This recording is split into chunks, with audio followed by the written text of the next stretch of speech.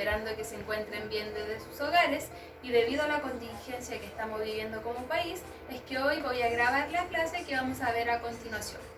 El objetivo que vamos a trabajar va a ser escribir creativamente narraciones. Pueden ser experiencias personales, relatos de hechos, cuentos, etc., que incluyan una secuencia lógica de eventos, un inicio, un desarrollo y un desenlace, conectores adecuados, descripciones y un lenguaje expresivo para desarrollar la acción. En esta clase nosotros vamos a trabajar el cuento. ¿Cómo es el cuento y cuál es su estructura? Bueno, el cuento, como bien acá dice, es una narración breve de hechos imaginarios. Es protagonizado por un grupo pequeño de personajes que tienen argumentos sencillos y fácil de entender. Acá, en este cuento, que yo creo que muchos lo conocen, que es La Caperucita Roja y el Lobo, podemos encontrar distintos tipos de personajes que cumplen diferentes acciones dentro de este cuento. ¿Cuál es la estructura de un cuento?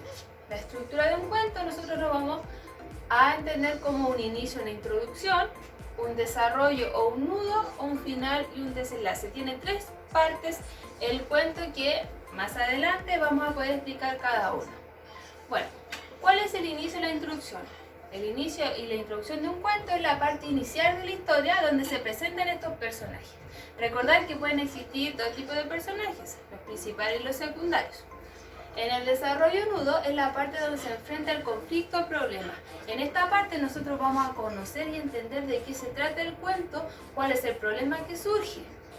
Y finalmente es el final o desenlace, la parte donde se soluciona el problema o finaliza la historia.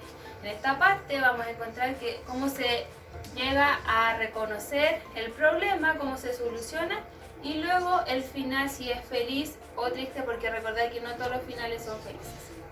Los personajes, ya sean principales o secundarios, como yo lo había mencionado anteriormente, tienen características que lo diferencian de los demás. Estas características pueden ser físicas o psicológicas. Aquí entendemos con física y psicológica, yo les tengo un ejemplo. Elementos de la narración, tenemos los personajes, que estos poseen características físicas y psicológicas, como yo lo mencioné anteriormente.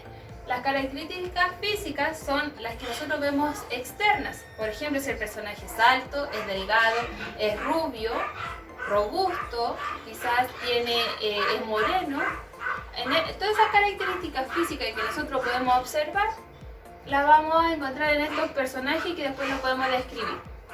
Y tenemos las características psicológicas que corresponden a la estructura interna del personaje. Esta nosotros no la podemos ver, pero sí la podemos reconocer. En este caso, si es un personaje simpático, es alegre, cariñoso, o en este caso si es furioso, si tiene características malas, buenas en este caso. Y aquí tenemos dos tipos de personajes: la Caperucita como personaje principal y el lobo como personaje secundario. Ya estos personajes nosotros podemos describir las características físicas y las psicológicas.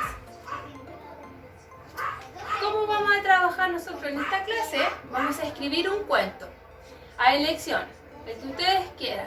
Este cuento tiene que ser breve, pero ustedes deben tener en cuenta que deben relatar los hechos con un inicio, un desarrollo y un cierre. Utilizando un lenguaje acorde a lo elegido, deben describir también a los personajes, recuerden que pueden ser principales o secundarios, y además el lugar en donde se desarrolla dicho cuento. Este cuento que ustedes van a elegir se va a desarrollar en un zoológico, se va a desarrollar en un bosque, quizás en una ciudad. Ustedes van a elegir el tipo de ambiente donde se va a desarrollar este cuento. Siempre en cuanto recordar que tiene que tener un inicio, un desarrollo y un cierre, y específicamente describir quiénes son estos personajes que van a participar de este cuento.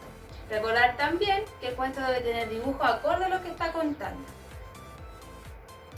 Entonces nos vamos a dirigir al cuaderno y vamos a escribir este breve cuento que nosotros vamos a inventar, y recordando siempre que el cuento tiene personajes principales y secundarios, y que estos personajes tienen características físicas y psicológicas, que tienen un inicio, un desarrollo y un final, y que tienen imágenes acorde al cuento que nosotros vamos a escribir.